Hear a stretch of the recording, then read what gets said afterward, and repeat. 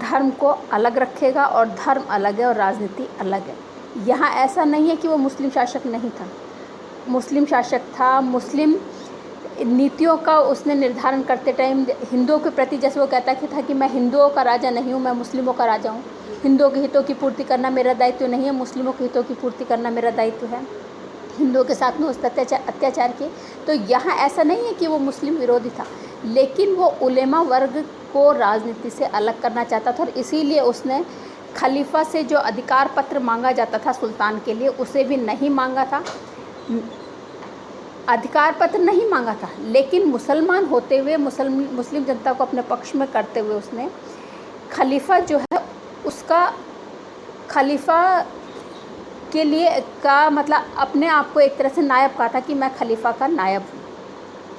तो यहाँ वो एक तरह से राजनीति को धर्म से अलग भी करता है, लेकिन मुसलमान के रूप में धर्म को लागू भी करता है।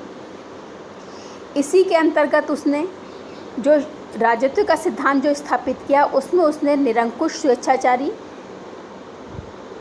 शासन का समर्थन किया और उसने कहा कि जो भी राजा की इच्छा के विरुद्ध कार्य करेगा उसको दंड दिया जाएगा। दूसरा जो उसने चेंज किया वो था अमीरों की शक्ति में। तो यहाँ अमीर जो है, मैंने आपको बताया कि अमीर के अंतर्गत उच्च अधिकारी, मंत्रीगण, एक तरह से ऊपर की जो क्लास होती थी वो अमीरों में आती थी। अब अमीर के प्रति उसकी जो नीति रही वो रही अमीरों की शक्ति के दमन की। अब अमीरों के शक्ति के दमन की नीति उसने क्यों अपनाई?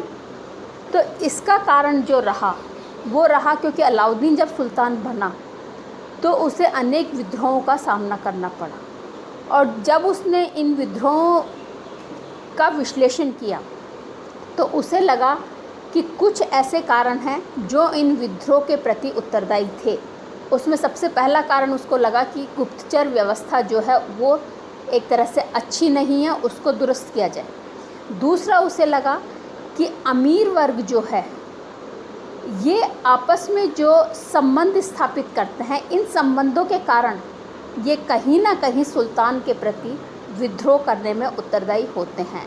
तीसरा उसे लगा कि जो सामाजिक उत्सव होते हैं, सामाजिक एक तरह से आयोजन आयोजित किया जाते हैं, उनमें सुल्तान के विरुद्ध विद्रोह की योजना बनाई जाती है, इसलिए इन पर सोचना चाहिए। चौथा जो उसे लगा वो लगा कि लोग जो हैं उनके पास अपार संपत्ति है और इन संपत्ति का वो विद्रोह के विरुद्ध काम में लेते हैं। तो इन कारणों को ध्यान में रखते हुए उसने अमीरों की शक्ति को कम करने के प्रयास किए और इसके लिए उसने 4 अध्यादेश निकाले। पहले अध्यादेश के अंतर्गत उसने, उस समय में क्या होता था, सरकारी ज़मीन जो है वो अनुदान के रूप में, जिसे माफ़ी कहा जाता था, के रूप में दे दी जाती थी अमीरों को, अधिकारियों को, कर्मचारियों को। और इस कारण से, और अमीर लोग क्या करते थे, उस भूमि के बदले में कर भी नहीं देते थे और वो भूमि एक तरह से वो अपनी पुश्तैनी समझते थे और पीढ़ी दर पीढ़ी वो भूमि एक तरह से स्थानांतरित होती चली जाती थी। तो यहाँ उसने कहा कि अमीरों की इस माफ़ी भूमि पर कर लगाया जाए, कर जो है उसकी मात्रा अधिक रखी जाए और जो कर नहीं देता है उसकी भूमि जब्त कर ली जाए। तो ये एक बहुत बड़ा अध्यादेश था और इस अध्यादेश के द्वारा वो अमीरों के ऊपर एक तरह से लगाम लगाना चाहता था।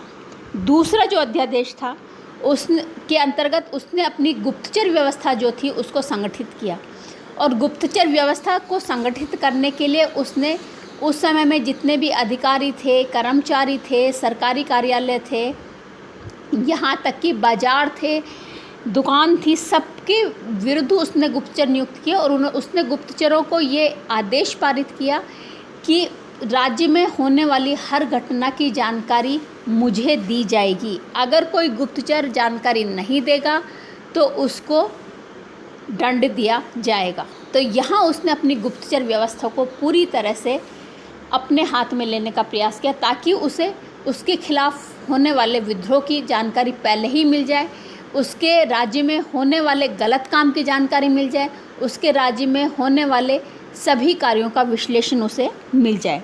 तीसरा अध्यादेश जो उसने किया, उसने मादक द्रव्य जो थे जिनके अंतर्गत शराब वगैरह आती हैं उन पर पूरी तरह से प्रतिबंध लगा दिया। और न केवल प्रतिबंध लगाया बल्कि उसने खुद भी मादक द्रव्य शराब को पूरी तरह से छोड़ दिया।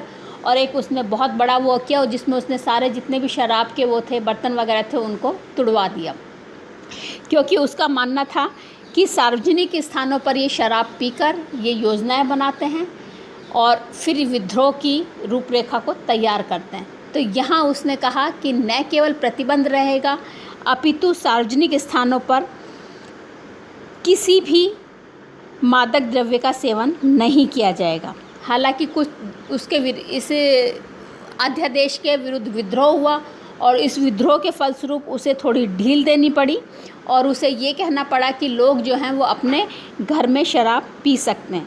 चौथा जो अध्यादेश था उसमें उसने अमीरों के परस्पर जो होने वाले विवाह थे, संबंध जो बनते थे, उन पर पूरी तरह से नियंत्रण लगा दिया। और यहाँ उसने नियंत्रण ये लगाया कि कोई भी अमीर, कोई भी अधिकारी, कोई भी पदाधिकारी अगर वैवाहिक संबंध स्थापित करेगा या किसी भी तरह का कोई संबंध स्थापित करेगा, कोई समारोह का आयोजन करेगा तो उसे सुल्तान की अनुमति लेनी पड़ेगी। अगर सुल्तान की अनुमति नहीं ली तो उसे अपनी एक तरह से, अगर वो आयोजन कर रहा है तो आयोजन को बंद करना पड़ेगा, अगर वो वैवाहिक संबंध स्थापित कर रहा है तो उस संबंध को तोड़ना पड़ेगा।